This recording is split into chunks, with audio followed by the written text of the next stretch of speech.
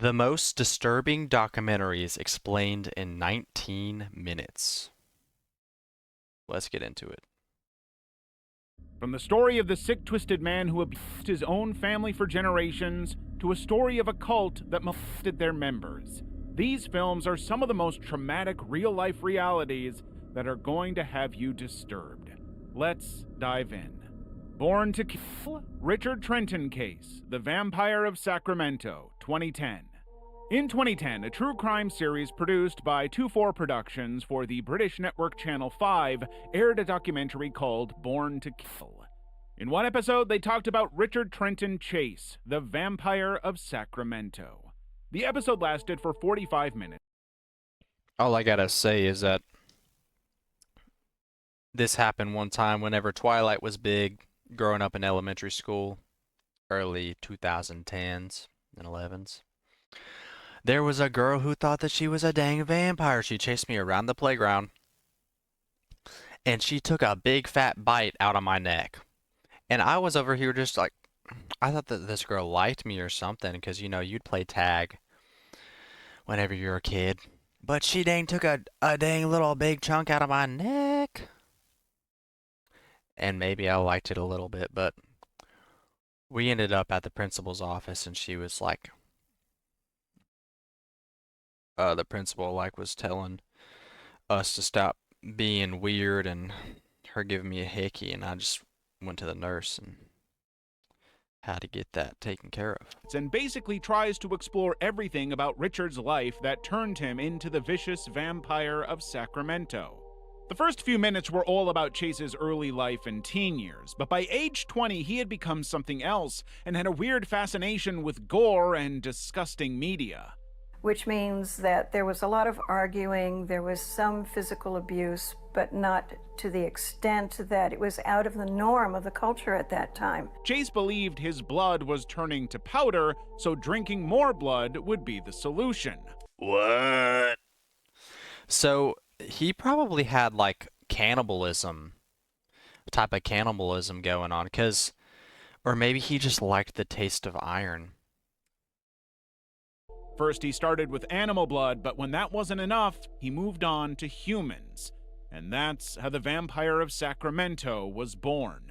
Between December 1977 and January 1978, Chase would hunt and kill at least 7 victims. His first was a 51-year-old Ambrose Griffin. The man was shot dead in front of his house as He's over there just sucking on that dude. I'm curious to see what he's going for first. Like, what is the main thing that's bleeding the most? Like, if it was like the cops heard the gunshot wound and he had to like be over there in the corner like a dang. Like when you get the raccoons who are just in the trash and they have that little spotlight moment like that and then run off. I wonder what his would have been. Like, oh, let's look at what is the we'll go organ that produces the most blood. Because I know that the veins out of your arms is the ones that they're trying to, you know, get the blood out of, but I'm not sure if there's so the liver, spleen, yeah, the liver or spleen. He's over there with the liver in his hand. He's running with the liver through the woods. Dang psychopath. He was literally unloading groceries. Groceries from the trunk of his car and walking towards the front door when a passing car went by and someone shot him from that car. Shot him in his own front yard. The next year, Chase broke into the home of pregnant Teresa Whalen. Chase. See, that's a kind of ironic name. If your name's Chase and you're chasing people. Parents did him dirty. And shot her dead. He cut her up gruesomely, removed her organs, and then drank her blood.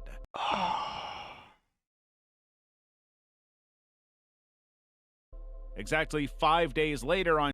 I'm not gonna lie, I use Grammarly every time I write. It helps me get the best grades possible while... On January 27, 1978, this man broke into the home of 22-year-old Evelyn Meredith, brutally murdered her 6-year-old son Jason, her 22-month-old nephew, and the neighbor Dan Meredith. She had been killed and mutilated. Her abdominal cavity had been opened.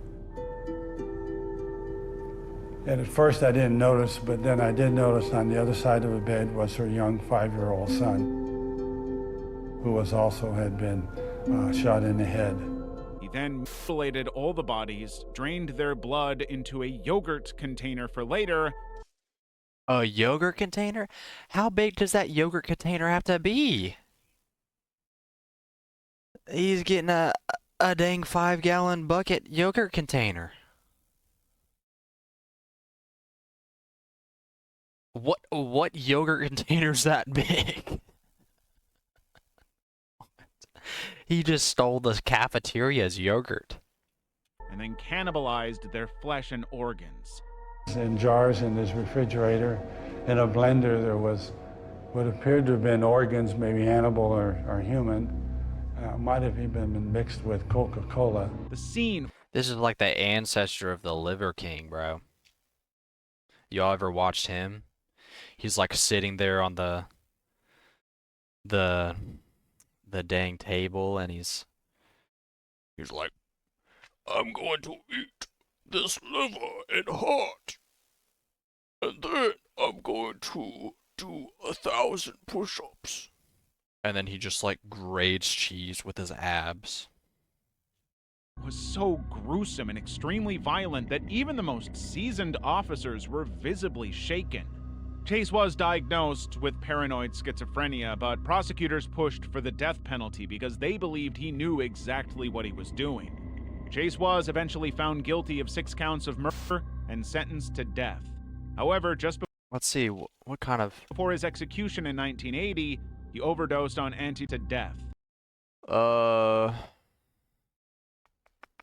trying to see what he died, like what type of sentence to death he got.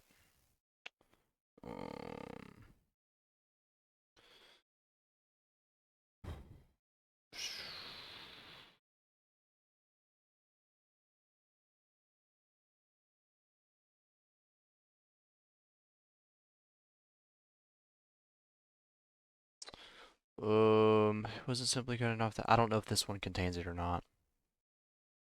I bet it was like the electric chair or something. However, just before his execution in 1980, he overdosed on antidepressants he'd been hoarding and was found dead in his cell. The act was ruled a suicide. The Pig Farm, 2011. In the late 1980s, a series of disappearances began in Port Coquitlam, British Columbia, Canada. More than a dozen women would mysteriously disappear, and for a long time, nobody suspected anything. That was until 2007, when a man named Robert Picton, a pig farmer, was arrested and charged for the murders. Robert was a pig farmer who, to outsiders, appeared as an awkward, quiet man who ran a huge farm and threw wild parties with his brother. But apparently, that was all a disguise for something much, much darker. Women kept disappearing in the area, especially after they'd been picked up by Robert. There's like a dang school field trip in the area, and like you know whenever you'd go to the zoo and such, or just like I remember that we in elementary school we went to like this farm to see how cider and stuff was made. And the guy has like the pigs over there, and all of a sudden you just see like a hand in the pig's mouth, and he's like,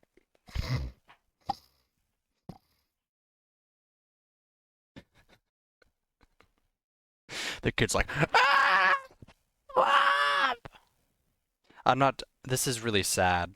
I'm not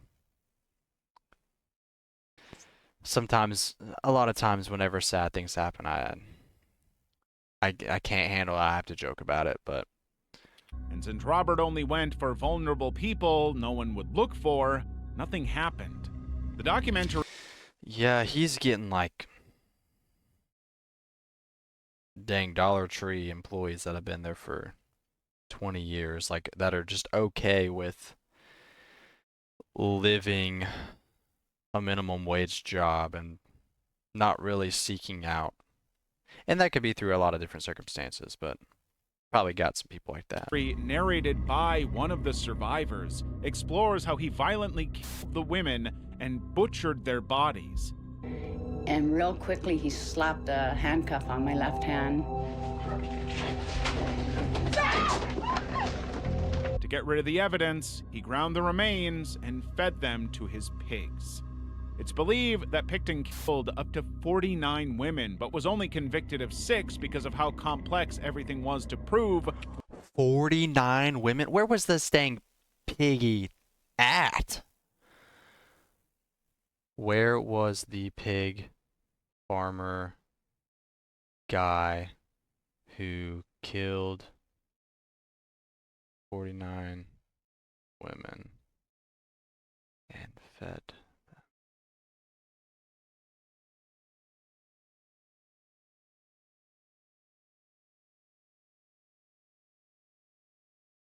Like, do you think that he was intoxicated while doing this? Like, he would get, like, because the guy was saying that he was getting very, oh, British Columbia, so in Canada.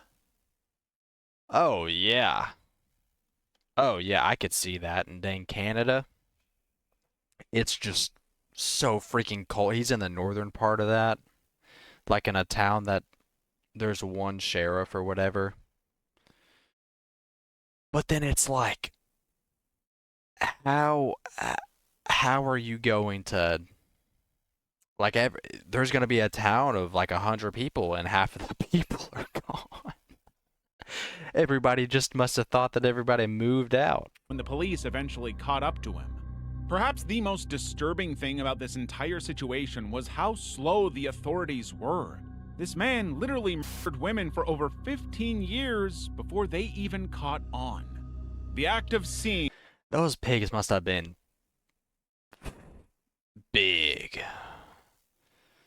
They must have been freaking. Does a pig taste different with that type of meat in it? You know? You know what I'm saying? Like, 'cause you have grass-fed cows and or like wagyu meat that's just very high, like the Japanese cows and over in Japan that are very high maintenance.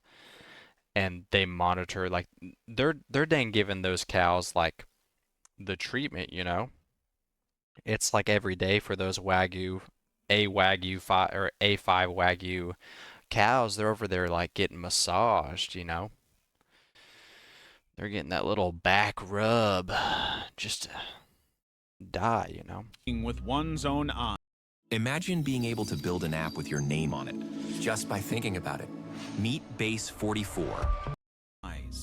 This documentary, The Act of Seeing with One's Own Eyes, is one of the most disturbing pieces of cinema ever made. This 40-minute film is completely silent and just features raw, unfiltered footage of real autopsies being performed in a Pittsburgh morgue.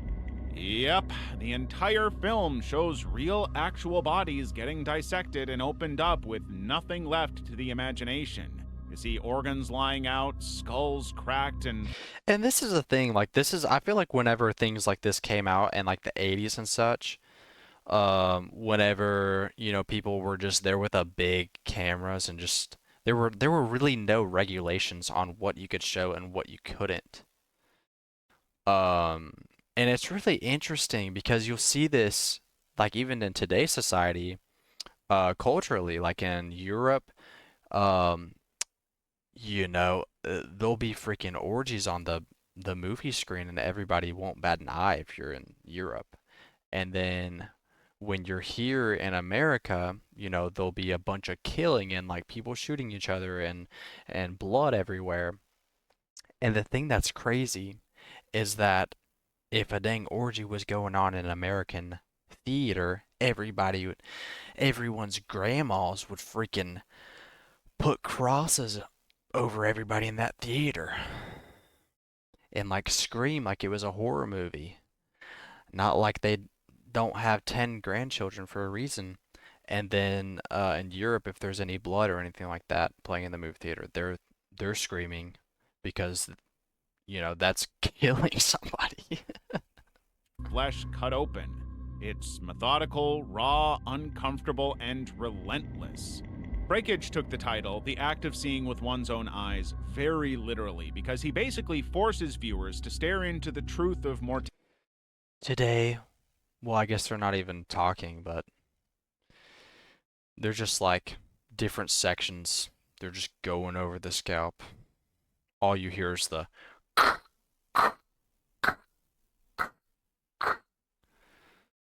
blood just gushing out. It's like ASMR with the brains.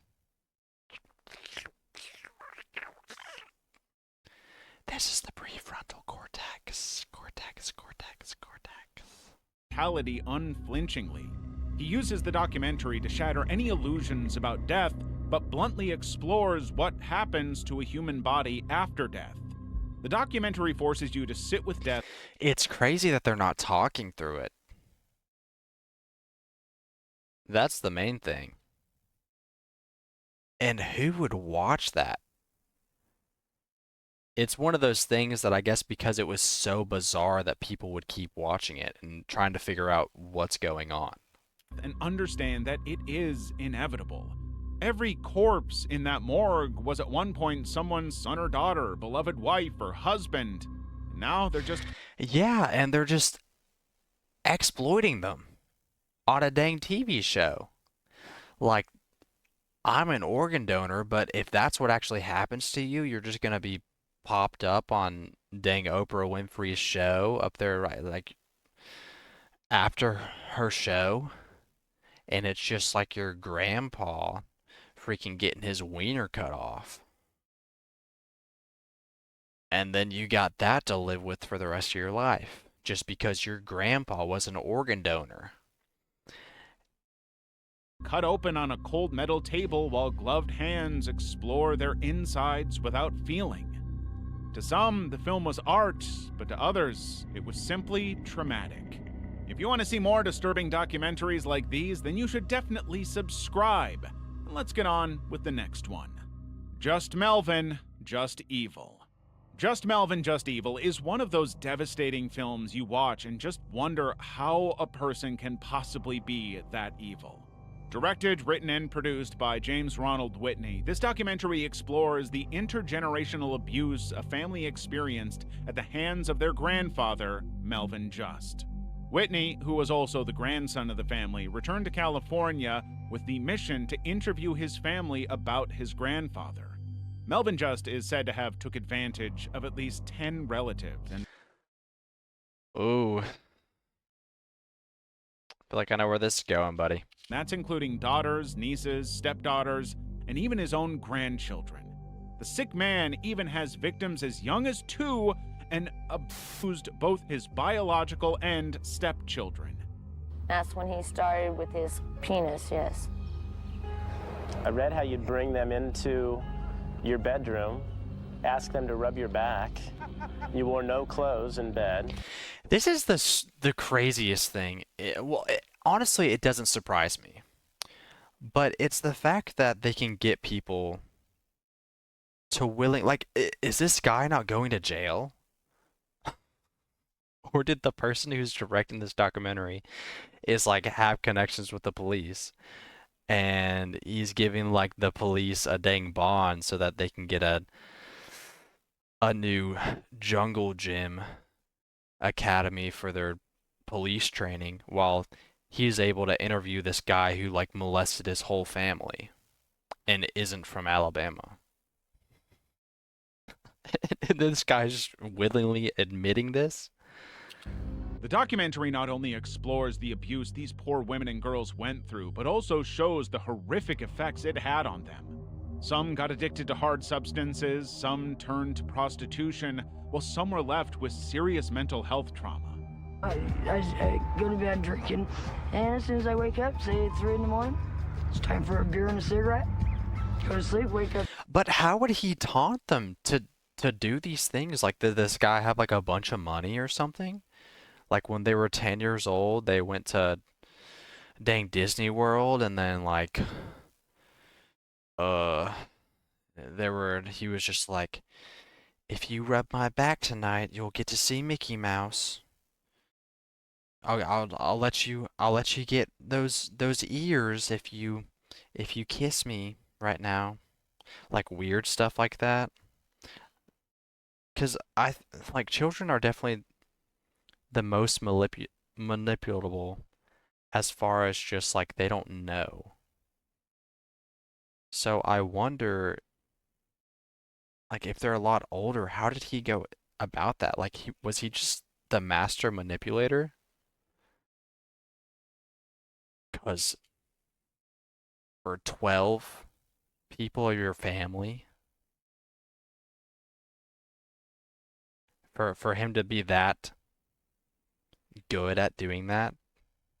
About 5, 6, it's time for beer and a cigarette, and when I'm up at 8 for the rest of the day, I'm drinking then.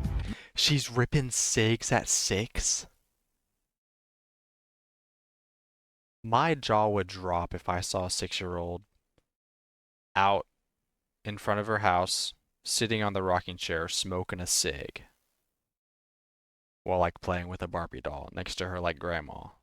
Melvin is given a chance to speak in this documentary, but he denies all accusations on camera.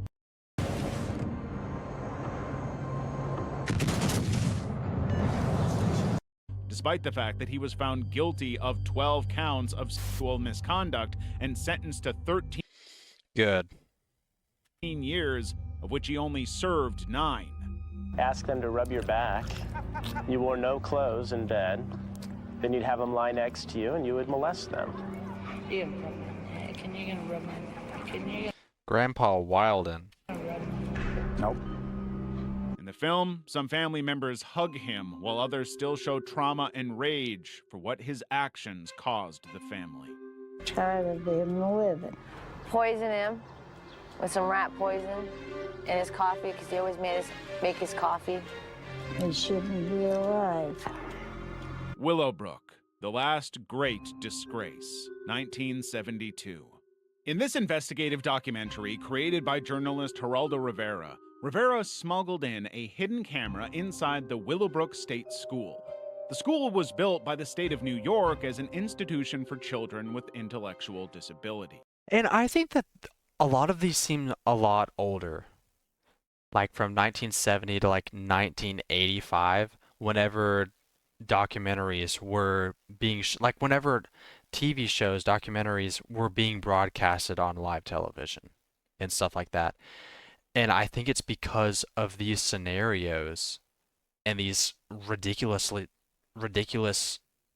documentaries that now we have a lot of regulations on what you can and can't do.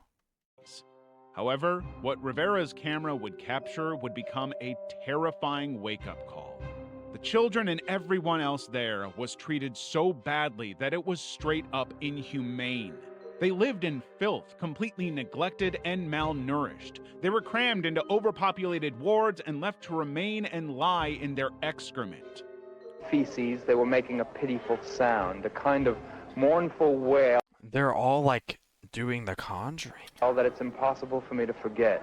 The caregivers and nurses would leave these kids to scream, rock back and forth, and hurt themselves. The staff was also seriously undertrained, overworked, and honestly just didn't care.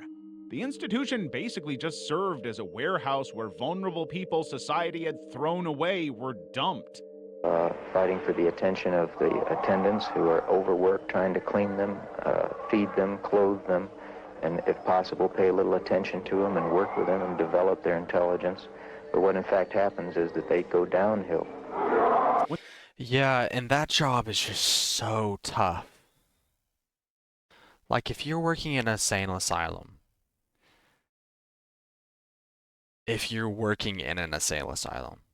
oh my gosh.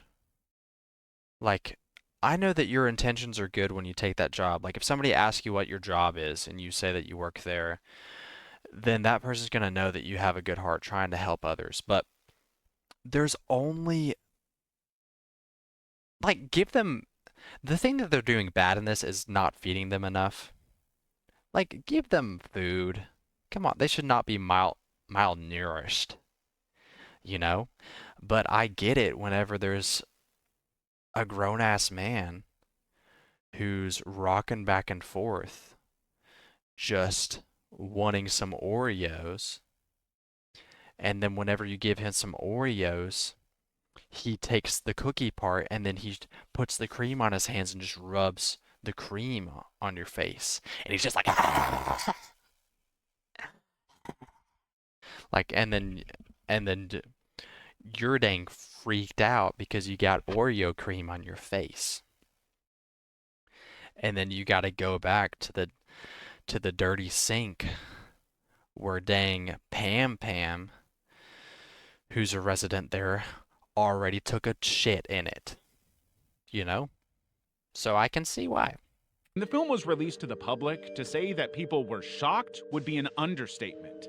It was the first time society saw firsthand what institutional abuse looked like up close, and it was a horrifying picture. Of looking at the floor. There's no training going on here. Can the children be trained? Yes. Filed class action lawsuits and demanded places like Willowbrook be shut down immediately. Mommy, Dead, and Dearest, 2017. On June 14th, 2015, a random Facebook post appeared on an account shared by a young woman named Gypsy Rose and her mother, Dee Dee Blanchard. The post said just 4 words: "That bitch is dead." These 4 words would lead to the unraveling of a true crime story that would eventually become a very disturbing tale of Munchausen syndrome by proxy and psychological control. At its core, Mommy, Dead, and Dearest, directed by Aaron Lee Carr, is all about the real-life twisted story of Gypsy Rose Blanchard and her mother, Dee Dee Blanchard. Dee Dee Blanchard appeared to be a devoted single mother who was doing everything she could for her severely ill and wheelchair. Oh, wasn't this the thing about how she poisoned her daughter just so that she would stay home and, like, I think get like some disability funding from the government or something like that? Because I think that I heard about this. Found daughter, Gypsy Rose. According to Dee Dee, Gypsy was suffering from muscular dystrophy, seizures, leukemia, and any other illness you could think of. The young girl had been wheelchair-bound since she was a kid, fed through tubes, and had multiple life-altering surgeries performed on her, all because of her so-called ailments. And she had to be tube-fed. As the sheriff, my primary responsibility at that time. In the Win with Zen sweepstakes, you can get a chance to win $100,000. But there's more than one way. Was really to ensure that her well-being was okay. Whatever they were going through was incredibly hard for them, especially with the medical conditions. And so everybody gathered around them and would try to help them out as much as possible. She was constantly in and out of hospitals. As a result of this, Dee Dee received a lot of pity and sympathy from strangers. She got gifts and monetary donations from various charity organizations, and even got a brand new home from Habitat for Humanity. Yeah, this looks like a Barbie doll house. Responsibility. You'll see this? That's what I was thinking at first. I was like, dang, she's living in Barbie's dream house right there. Like, that's a nice little crib. And even got a brand new home from Habitat for Humanity. Do you think that she knew, though? And she was just struggling, like, through the pain of knowing. Like, I don't know for sure yet, but I'm guessing knowing that her mother was poisoning her.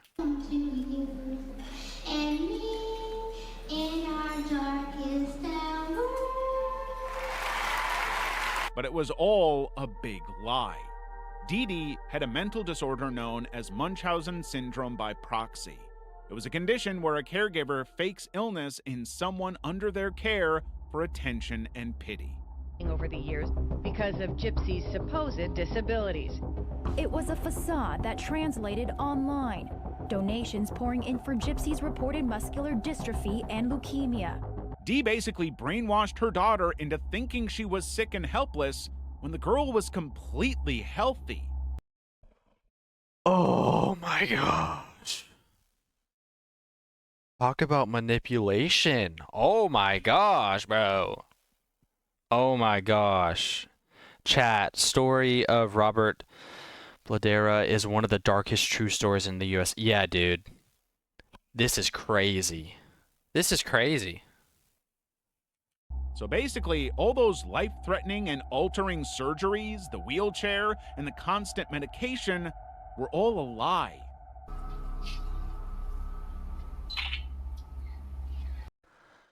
Oh my gosh.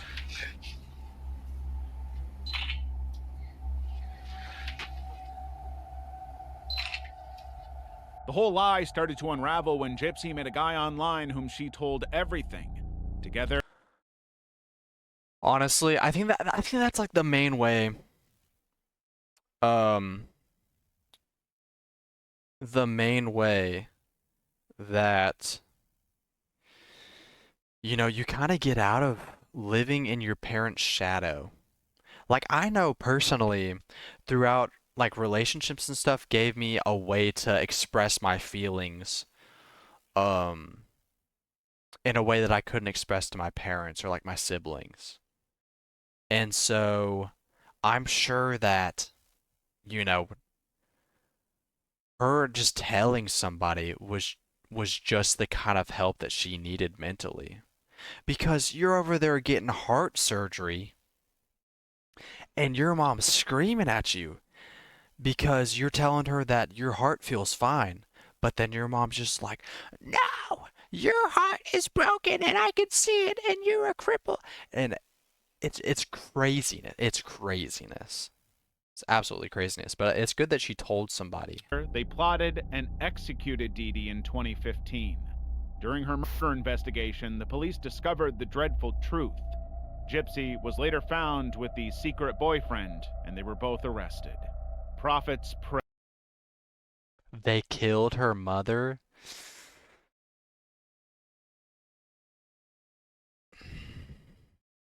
That's all I'm going to say about it.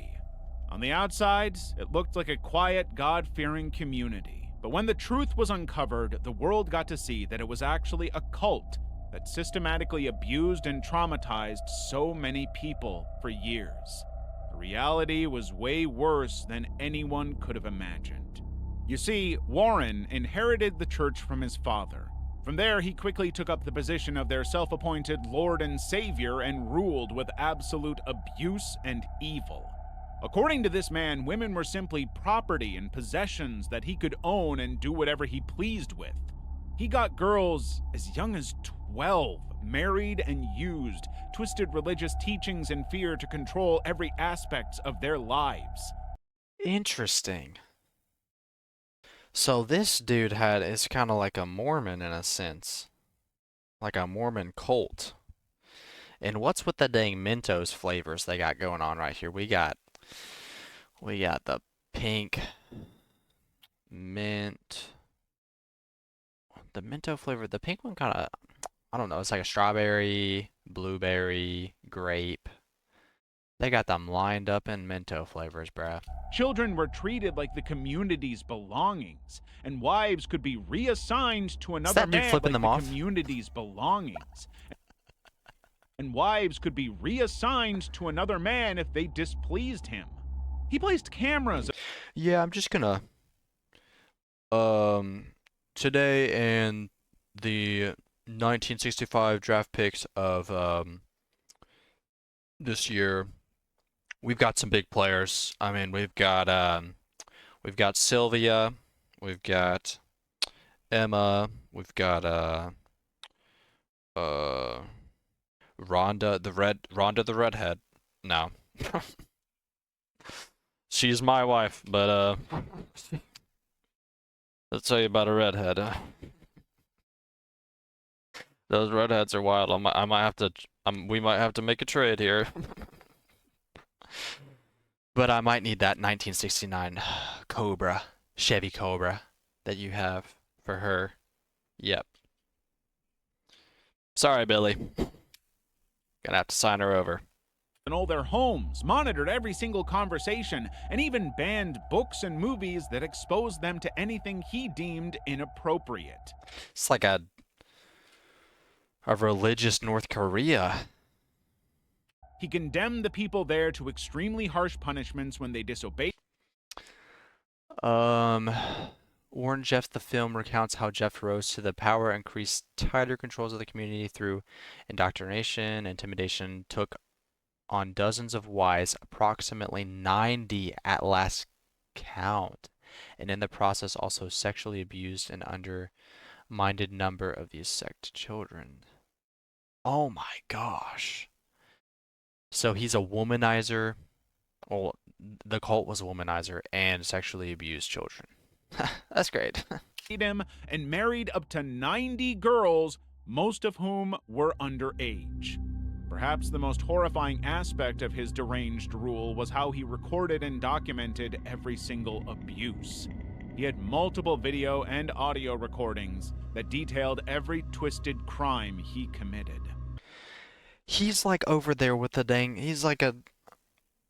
Oh, that is like religion is the hottest topic right now of religion manipulation with the mega churches, and the documentaries coming out about how churches are abusing their power and using God as a way of power to get what they inherently want, or what they say that God wants, but it's actually them just saying what they want. When the authorities started to investigate his crime, Playing on iPhone? Now you can play Unlocked on PC with Google Play Games. Warren fled and remained on the run for many months. He was eventually captured in 2006 and sentenced to life in prison for sexual assault of minors. But even behind bars, he was... God, he was like the dang Diddy priest. You know what I'm saying? God, he's over there freaking using holy water as lube. He's over there wilding. Instead of having that Astroglide, he's over there having that holy water. Just cases upon cases. Just a little. I hate it, bro. I hate it. It stinks. Was still pulling the strings of the FLDS for years. The Dancing Boys of Afghanistan, 2010. In Afghanistan, there is a deeply disgusting and illegal practice known as bachabazi, which translates to boy play. Basically, wealthy and powerful Afghan men would buy or coerce unassuming young boys from poor families to do unthinkable acts. که با وزن برابر باشه 12-13 ساله باشه خوبش باشه. These boys, usually between the ages of 10 and 18, were mostly from poor families and were promised work or education by rich men. یعنی شما اکثرا بچه‌ها رو میرن که وضع زندگیشان خوب نیست غریب است. غریب است دیگه اینا تو نیست. How do they not get arrested whenever they do these documentaries? Let's see, WJXIOQYT. Jonathan Davis, singer of Korn, worked in the 1980s. Before this time, he was bullied and beaten up, locked in cages at times. When he got older, he certified death investigator and autopsy assassin. He switched positions. Yeah, I heard about this. Like especially a lot of professional singers. They have a lot of trauma, and a lot of times that kind of gets them through the lifestyle that they have to live. But yeah, I hate it, dude. I don't know. Yeah. But in exchange, they'd be made to dress up like women, dance at parties, and serve as slaves. And sadly, once you were in, it was very hard to get out. Some didn't even realize what they were agreeing to until it was too late. The documentary, directed by Najibullah Qureshi, shows the darkness and evil behind the curtains in these countries. The man goes undercover, risking his life and safety to capture these inhumane acts and first-hand accounts. اینا شاگرد میگیرم نگاه میکنم اینا را از وقت میشناختی؟ نه نه. In the film, you get to see firsthand the horrific experiences and things the boys are made to go through in the hands of their abuser. Yeah, and the thing that sucks about it is that there's probably like a didgeridoo. Like they're doing that all to a dang didgeridoo in the corner. Like, and it's not like good music to dance to. It's not like you're bopping to some dang Kanye West or some Ludacris or like Drake or whatever. You're just or like Katy Perry, you know, baby, you're a firework. Then I would just like get a firework and just, you know, throw some firecrackers at their legs and make them dance instead, you know? That would be my last hurrah if a little dang bearded Arab dude freaking captured me and told me to dance. I'll freaking shoot a TikTok video of them doing a little dance, you know? However, aside That'll be my last SOS right there.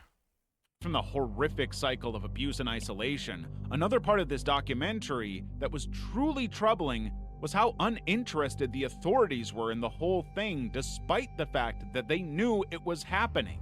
I'm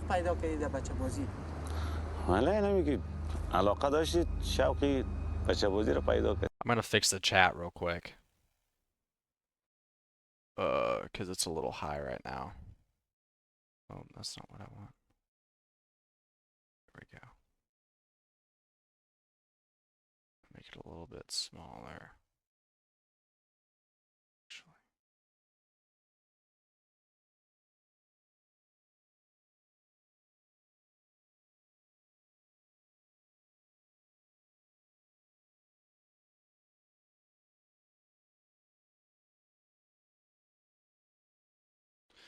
All right, that should be better.